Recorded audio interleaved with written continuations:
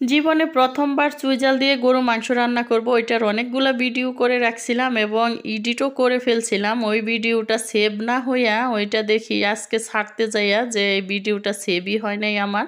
তো তার মধ্যে অনেকগুলা ভিডিও আমি ডিলেটও করে ফেলছি। কি আর করার, আপনাদের সাথে পুরাপুরি শেয়ার করতে পারলাম না আর কি। আসসালামু আলাইকুম, সবাই কেমন আছেন? চলে আসলাম আপনাদের সাথে আরেকটি ব্লগ নিয়ে। এই হচ্ছে চুই জাল, আর এইটার অনেকগুলা ভিডিও ছিল যেগুলো আমি ডিলিট করে ফেলছি। তো জীবনে প্রথমবার যেহেতু চুই জাল দিয়ে গরুর মাংস খাবো, ভাবলাম যে একটু ভালো করে ভিডিও করি। তো কাটার থেকে শুরু করে অনেক কিছুই ভিডিও করছিলাম, যেগুলো সব ডিলিট করে দিছি। আজকে আর এই ভিডিওতে দিতেই পারলাম না, আসলে কপালে নাই, কারণ নিজেই ডিলিট করছে। আমি তো ভাবছি সেভ হয়ে গেছে, তো এগুলা রাইখা কি করব, আর ডিলিট দা দিই, বাকি ভিডিওগুলো সুন্দরভাবে করা যাবে, একটু স্পেস খালি হবে আর কি মোবাইলের।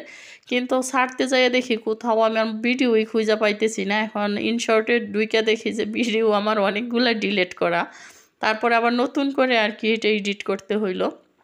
তো যাই হোক, গরু মাংসটা হাতে মাখাইয়ে বসাইয়ে দিতেছি। আর আমি কিন্তু সব সময় এইভাবেই রান্না করি, আপনাদের সাথে শেয়ার করি। আমার কাছে হাতে মাখাইয়ে গরু মাংস রান্নাটাই বেশি ভালো লাগে।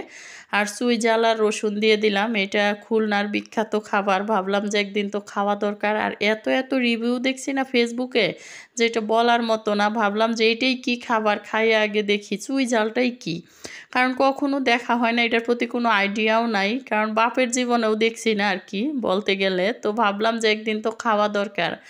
তারপরে এটা আমি একটা পেজে অর্ডার করি, আবার 4 দিনের মধ্যে আমি হাতে পাই। যাই হোক, চুই জালটা দিয়ে আজকে রান্না করতেছি, কিন্তু আমার কাছে এটা একটা মশলার মতোই লাগে। তো আমরা যেমন এলাচ দারচিনি দেই তরকারিতে, এক একটার এক এক ধরনের ফ্লেভার, তো এটারও মানে আলাদা একটা ফ্লেভার আছে এই আর কি। তো আমার কাছে কিন্তু তেমন মানে আমরা তো অভ্যস্ত না ওইভাবে, মানে একটা যে ভালো লাগা এটা মানে মোটামুটি আছে আমার কাছে তেমন। আমরা যেহেতু খাই না ওইভাবে, মানে আমার কাছে ভালো লাগেও নাই, মোটামুটি লাগছে আর কি। আর এদিক দিয়ে একটু পোলাও বসাইতেছি, পোলাওয়ের চালটা আমি ভাজি করে নিছি, আর ভাজি কইরা তারপরে পোলাওটাও বসাইয়ে দিলাম। আর এই তো আমার চুই জাল গরু মাংস হচ্ছে। আর এটা হচ্ছে আমার ফাইনাল লুক। অনেক মজা হয়েছে গরুর মাংসটা। তো চুই জালটা আর কি মানে ওইভাবে আমার বাচ্চারাও কেউ খায় নাই। তো যাই হোক, আজকে আমি খাইয়া এটার একটা মানে বুঝলাম আর কি, যে এত সবাই এত এত রিভিউ দেয়, আমিও খাই, কারণ আমরা তো কখনোই খাই নাই। একটা ইন্টারেস্ট ছিল আর কি এটার প্রতি, যে এটা খাইতেই হবে এই আর কি।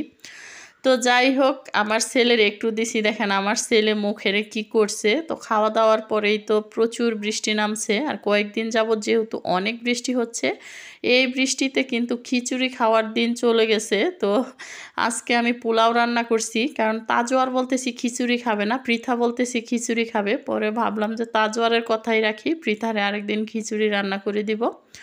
তো যাই হোক, সবার সাথেই শেয়ার করলাম। আসলে চুই ঝাল নিয়ে একটা ভিডিও করার দরকার ছিল, যে এই চুই ঝালটা আমি এত এত ভিডিওগুলো করছিলাম, সবগুলো ডিলিট দেওয়ার কারণে আর কি পুরাটাই দেখাইতে পারলাম না। সবাই ভালো থাকবেন, দোয়া করবেন। আল্লাহ হাফেজ।